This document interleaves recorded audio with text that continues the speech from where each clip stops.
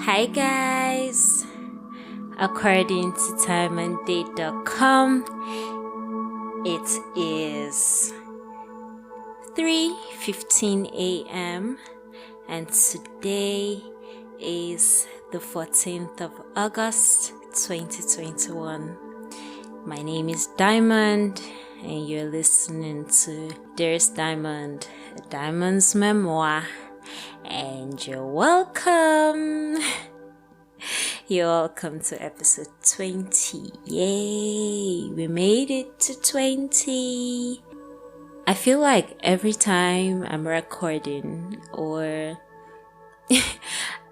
every time I go to the next week and the next week, there's that excitement, there's that feeling that I get that, okay, it's like a time capsule thing for me. So yeah, with every week that I get to record, I realize that that's time going, that's life moving forward, that's just every new day, new week, kind of stuff like that.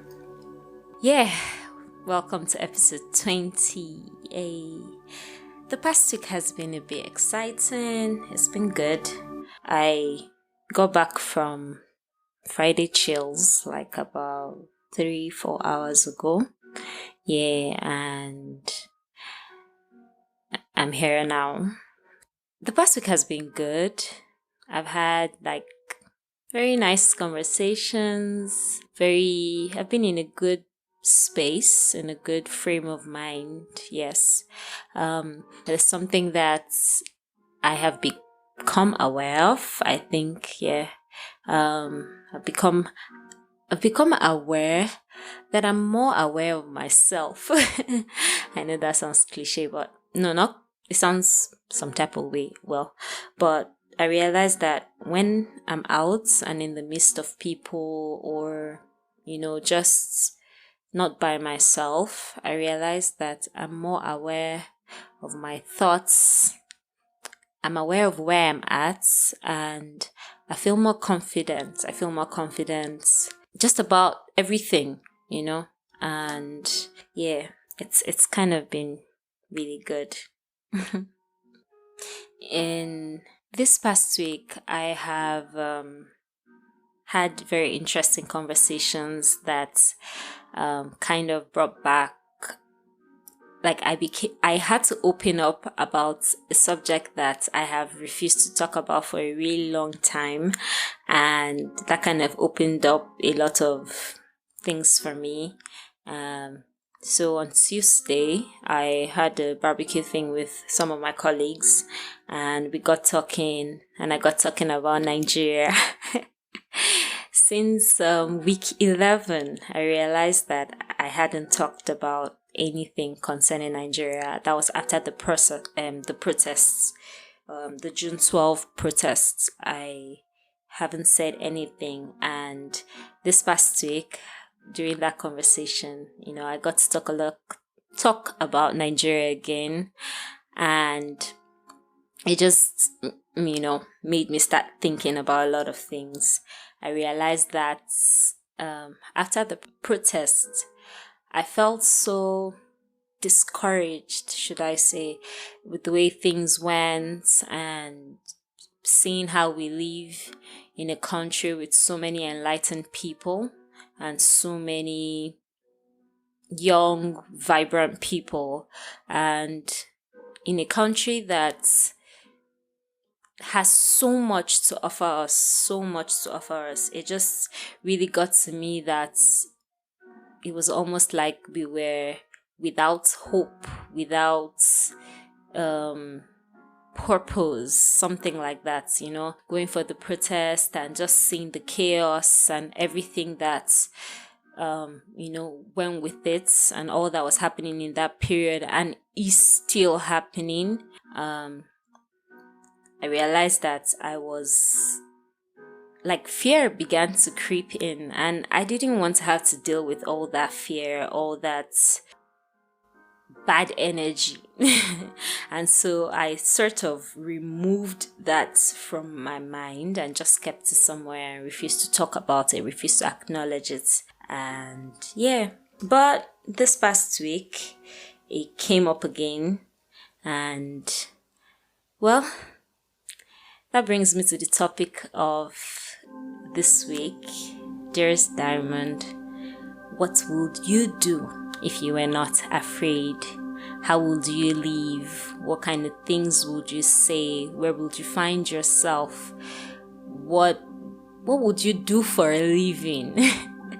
Really, if you had no fear, if you didn't understand the consequence of if you didn't understand the realization of consequence. Yes, because if you follow me on Instagram, last week I posted something, not last week, this past week, I posted something that somebody tweeted, and there was a phrase for me that caught my attention, the realization of consequence, about how when we're children, there is that we're the way we are when we're children because we do not have fear. We don't understand what it means to be afraid. We don't understand that, there's consequence for our actions. It's not yet a part of our thinking. And so we're alive. We're more alive when we're children than at any other point in our lives. We live full lives as children because we do not understand fear.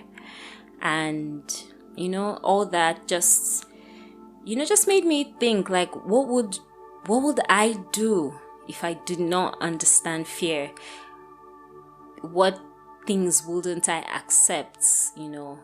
What situations would I walk away from? What kind of life would I live, basically, And yeah, that just kind of has been on my mind. I stumbled upon a review by someone. I don't know. I don't even know the person. And that's a review on the person left on Apple, so my podcasts, and it read, Diamond's words are like fuel for daily living. Her thoughts are original and bold. This is something that will outlive her. It was so nice to come across it, to think that someone, felt like I was, making a difference, something like that. And just took me back to how fearful I felt when I initially was going to start, all the things I was worried about, and how now that I'm in episode 20, it's just like, why were you even scared in the first place? Don't get me wrong. Sometimes I'm still nervous, I'm still anxious, about what to say and how I'm going to sound. But then I realize, come on, you're already here, so why not? And that's kind of how it is with life generally. Fear is somehow inconsequential in the end, And if we'll just take the bold step to do the things that we need to do, we'll realize that there's really no need for all the fear in the first place. So I've been reading this book, No Excuses by Brian Tracy, The Power of Self-Discipline, and I'll read 2 pages or thereabouts from the book. He had some things to say about fear. He says, you need large amounts of self-discipline to deal courageously with all the fear-inducing events of your life. This is probably why Churchill said, courage is rightly considered the foremost of the virtues, for upon it all others depend. The fact is that everyone is afraid, and usually of many things. This is normal and natural. Often, fear is necessary to preserve life, prevent injury, and guard against financial mistakes. So if everyone is afraid, what is the difference between the brave person and the coward? The only difference is that the brave person disciplines himself to confront, deal with, and act in spite of the fear. In contrast, the coward allows himself to be dominated and controlled by the fear. Someone once said that with regard to warfare, although it applies to any situation, the difference between the hero and the coward is that the hero sticks in there 5 minutes longer. Fortunately, all fears are learned. No one is born with fears. Fears can therefore be unlearned by practicing self-discipline repeatedly with regard to fear until it goes away. The most common fears that we experience, which often sabotage all hope for success, are the fears of failure, poverty, and loss of money. These fears cause people to avoid risk of any kind and to reject opportunity when it is presented to them. They are so afraid of failure that they are almost paralyzed when it comes to taking any chances at all. There are many other fears that interfere with our happiness. People fear the loss of love or the loss of their jobs and their financial security. People fear embarrassment or ridicule. People fear rejection and criticism of any kind. People fear the loss of respect or esteem of others. These are many other fears holding us back throughout life.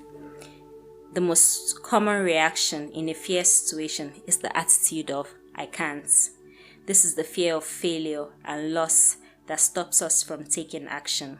It is experienced physically, starting in the solar plexus. When people are really afraid, their mouth and throat go dry, their heart starts pounding. Sometimes they breathe shallowly and their stomachs churn.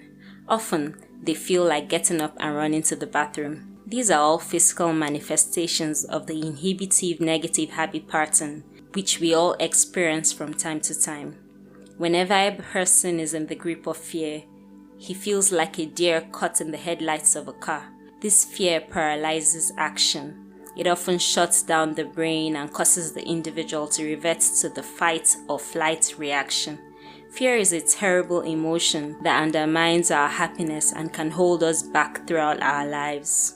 Aristotle described courage as the golden mean between the extremes of cowardice and impetuousness. He taught that to develop a quality that you lack, act as if you already had that quality in every situation where it is called for. In modern times, however, we say, fake it until you make it. You can actually change your behavior by affirming, visualizing, and acting as if you already have the quality you desire. By affirming, by repeating the words, I can do it, emphatically whenever you feel afraid, for any reason, you can cancel the feeling of I can't. Every time you repeat the words, I can do it, with conviction, you override your fear and increase your confidence. By repeating this affirmation over and over again, you can eventually build your courage and confidence to the point where you are unafraid. By visualizing yourself performing with confidence and competence in an area where you are fearful, your visual image will eventually be accepted by your subconscious mind as instructions for your performance. Your self-image, the way you see yourself and think about yourself, is eventually altered by feeding your mind these positive mental pictures of yourself performing at your best. By using the act as if method, you walk, talk, and carry yourself exactly as you would if you were completely unafraid in a particular situation. You stand up straight, smile, move quickly and confidently, and in every respect, act as if you already had the courage that you desire. The law of reversibility says that if you feel a certain way, you will act in a manner consistent with that feeling. But if you act in a manner consistent with that feeling, even if you don't feel it, the law of reversibility will create that feeling that is consistent with your actions. This is one of the greatest breakthroughs in success psychology. You develop the courage you desire by disciplining yourself repeatedly to do the thing you fear until that fear eventually disappears. And it will. Yay! When I was in JS2, I watched Aquila and the Bee, and something from the movie stuck to me and I will never forget it.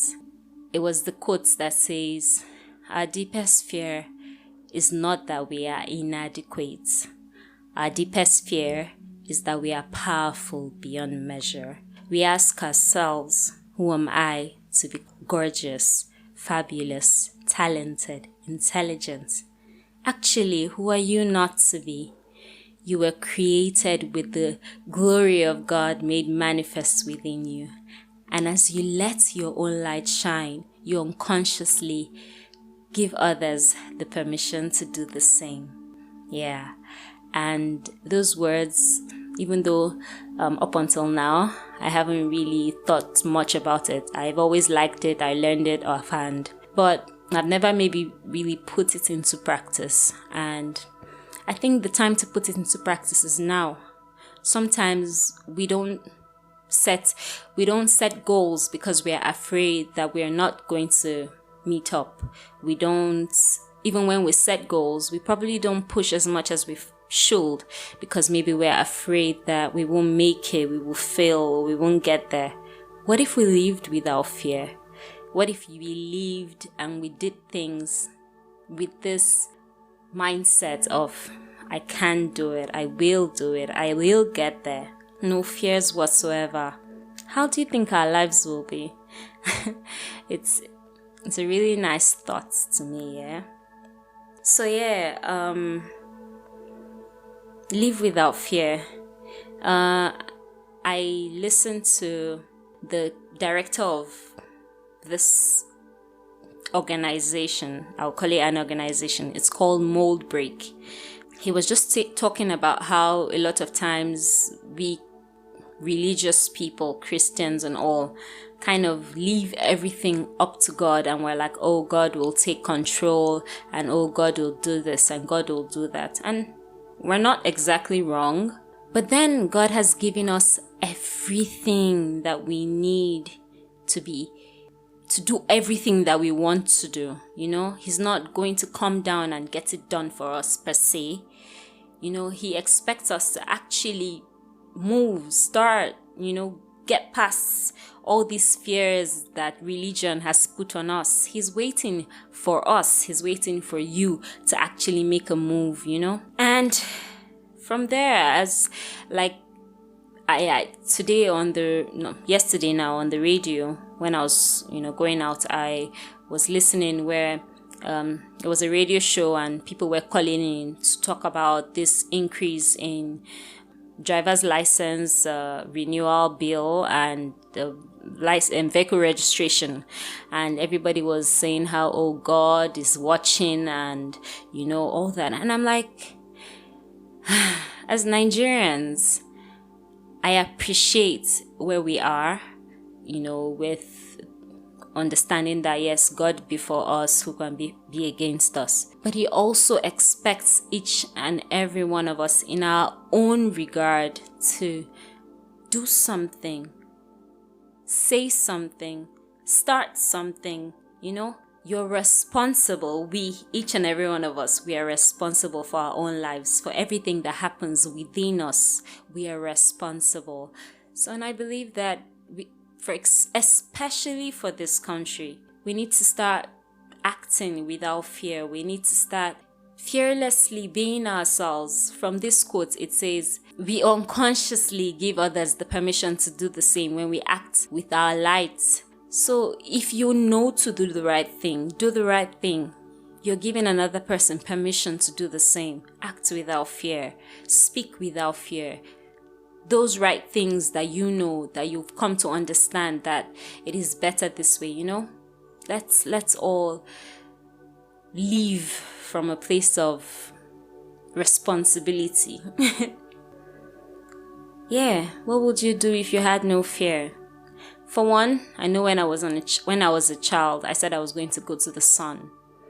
But now the realization of consequences, I'm just like, is that possible? Yes, I know. I don't know if it's completely possible to get rid of the realization of consequence.